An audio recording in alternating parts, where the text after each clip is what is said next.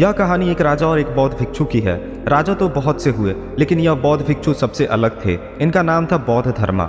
इस कहानी की शुरुआत एक परेशान राजा से होती है। वह राजा अपने मन को शांत करने का बहुत प्रयास करता है, पर उसका मन शांत नहीं हो पाता। वह अपने राज्य के बड़े बड़े विद्वानों को अपने महल में बुलाता है और उनसे पूछता है। लोग तरह तरह के उपाय राजा को बताते हैं, पर कोई भी उपाय काम नहीं करता। एक दिन एक व्यक्ति राजा के पास आता है और कहता है, आपके मन को शांत करने का उपाय है। राजा उस व्यक्ति की बात सुनकर बहुत खुश हो जाता है और उस व्यक्ति से कहता है, यदि तुमने ऐसा कर दिया तो मैं तुम्हें उतना धन दूंगा जितना तुम मुझसे मांगोगे। वह व्यक्ति राजा से कहता है, आपका मन तो मैं शांत नहीं कर सकता, पर एक सन्यासी है जो आपका मन शांत कर सकता है। वह कोई आम सन्यासी नहीं है, वह एक बहुत पहुंचा हुआ सन्यासी है। आप उससे एक बार अवश्य मिले, वह आपकी समस्या का समाधान जरूर कर देगा। राजा उस व्यक्ति से कहते हैं, कहाँ मिलेगा मुझे ये सन्यासी? वे व्यक्ति राजा से कहता है, यहाँ से कुछ दूर जंगल में उसकी एक छोटी सी कुटिया है। राजा अपने कुछ सैनिकों के साथ उस सन्यासी के पास पहुँचता है और बौद्ध धर्मा से कहता है, मैंने सुना है आप बहुत पहुँचे हुए सन्यासी हैं। बौद्ध धर्मा राजा को अनदेखा सा कर देते हैं। राजा सोचता है कि शायद बौद्ध धर्मा ने मुझे सुना नहीं। राजा फिर कहता है, मैंने सुना है आप बहुत पहुँचे हुए सन्यासी हैं, क्या आप मेरी समस्या का समाधान कर सकते हैं? बौद्ध धर्मा राजा के किसी भी प्रश्न का उत्तर नहीं देते। राजा मन ही मन सोचता है कि बौद्ध धर्मा उसे कोई उत्तर क्यों नहीं दे रहे। राजा सीधे मुद्दे की बात पर आता है। राजा बौद्ध धर्मा से पूछता है, क्या आप मेरे मन को शांत कर सकते हैं? बौद्ध धर्मा मुस्कुराते हैं और राजा से पूछते हैं, तुम्हारा मन अशांत क्यों है? राजा कहता है, वैसे तो मेरे पास किसी भी चीज़ की कोई कमी नहीं है। धन मेरे पास इतना है जिसका मुझे खुद अंदाज़ा नहीं। सभी सुख सुविधाएं हैं, लोगों के मन में मेरे लिए आदर है। मैंने बहुत सारे दान पुण्य भी किए हैं, पर बस एक चीज़ की कमी है मेरे अंदर, मेरा मन अशांत रहता है।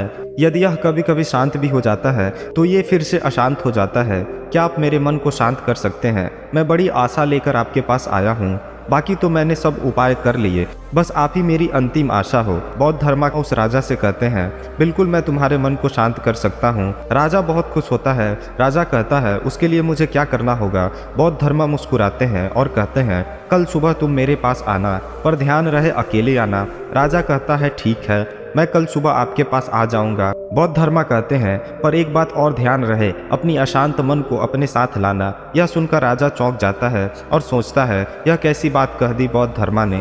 राजा कहता है, आपने क्या कहा? कृपया एक बार और कहें। बौद्ध धर्मा कहते हैं, तुम कल सुबह जल्दी आना और अपने अशांत मन को अपने साथ लेकर आना। कहीं ऐसा ना हो कि तुम उसे अपने महल ही छोड़ आओ। राजा सोचता है कि यह कोई पागल व्यक्ति है क्या, पर क्योंकि अब राजा के पास कोई विकल्प शेष नहीं था, इसीलिए वह सोचता है कि एक बार प्रयास कर ही लेते हैं। अगले दिन राजा अकेला सुबह सुबह बौद्ध धर्मा के पास पहुंचता है और कहता है, मैं आ गया। बौद्ध धर्मा उस राजा से कहते हैं, तुम तो आ गए, लेकिन तुम्हारा अशांत मन कहाँ है? लाओ उसे मुझे दे दो, मैं उसे अभी शांत करके तुम्हें दे देता हूँ। राजा कहता है, आप ये कैसी बात कर रहे हैं? आप इतने पहुंचे हुए सन्यासी होकर ये भी नहीं जानते कि मन कोई ऐसी वस्तु नहीं जिसे मैं उठाकर आपको दे दूं। मन तो मेरे भीतर है। बौद्ध धर्मा उस राजा से कहते हैं, ठीक है, बैठ जाओ और अपनी आंख बंद करके उस अशांत मन को अपने भीतर खोजो। राजा अपनी आंख बंद करके उस अशांत मन को अपने भीतर खोजने का प्रयास करता है। बहुत देर आंख बंद करके बैठे रहने के बाद बौद्ध धर्मा राजा के कंधे पर हाथ रखते हैं और कहते हैं, आंख खोलो। राजा अपनी आंख खोलता है। बौद्ध धर्मा उस राजा से पूछते हैं, क्या तुम्हें तुम्हारा अशांत मन मिला? राजा कहता है, नहीं। बौद्ध धर्मा राजा से कहते हैं, कोई बात नहीं, अब तुम कल प्रयास करना, आज के लिए इतनी खोज पर्याप्त थी। राजा अपने महल चला जाता है। अगले दिन सुबह राजा फिर बौद्ध धर्मा के पास आता है और वैसा ही करता है जैसे कल बौद्ध धर्मा ने बताया था। राजा बैठ जाता है और अपनी आंख बंद कर लेता है और अपने उस अशांत मन को अपने भीतर ढूंढने का प्रयास करता है। बहुत देर तक राजा बैठा रहता है। बौद्ध धर्मा फिर से राजा के कंधे पर हाथ रखते हैं और कहते हैं, क्या तुम्हें तुम्हारा अशांत मन मिला? राजा बड़ी शांत आवाज़ में बौद्ध धर्मा से कहता है, नहीं। बौद्ध धर्मा राजा से कहते हैं, कोई बात नहीं, आज के लिए इतनी ही पर्याप्त है, अब तुम कल आना। अगले दिन सुबह राजा फिर बौद्ध धर्मा के पास आया और वैसा ही करता है जैसे पूरे 2 दिन से कर रहा था।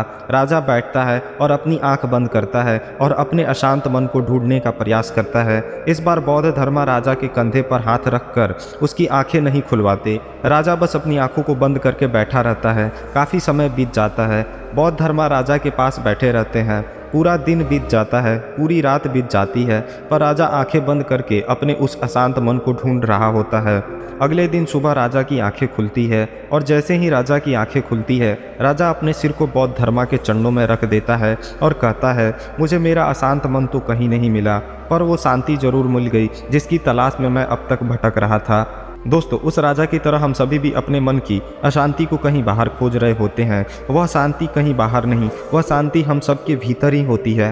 बस ज़रूरत है तो उसे अपने भीतर खोजने की, उसे अपने भीतर ढूंढने की। आशा करता हूँ कि इस कहानी से आपको बहुत बड़ी सीख मिली होगी और आप अपने जीवन को बेहतर बनाएंगे। दोस्तों, ऐसी ही कहानी के लिए चैनल को सब्सक्राइब कीजिए। Thank you, thanks for watching.